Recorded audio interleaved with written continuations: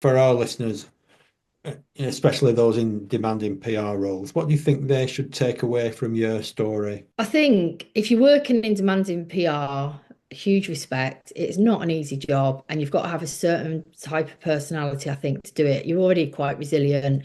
You're already used to compartmentalizing and intellectualizing and getting on with it. I'd say look after your mental health, I think would be the first thing, because without that, you don't have anything else. And I didn't respect that enough. And I made myself quite poorly until I did respect that enough. And I wouldn't do that again. Know your window of tolerance, respect your mental health, and having really clear boundaries around your energy and around what you can tolerate. Because I went too far. I was working in a very high pressure environment, and I just normalized everything coming my way until I had to stop and say, do you know what? This isn't working anymore. I don't want to sound like a self-help book. I don't want to sound like that. But I know we'd spoke before. Yoga is a really big thing for me. Even if I only do 5 or 10 minutes a day, just some really simple yoga, whether that's like wrist movements or ankle movements. Some days I wake up and think, oh my God, do I really need to sort that pump out again? Or do I really need to blend some food? And I'm just like, oh.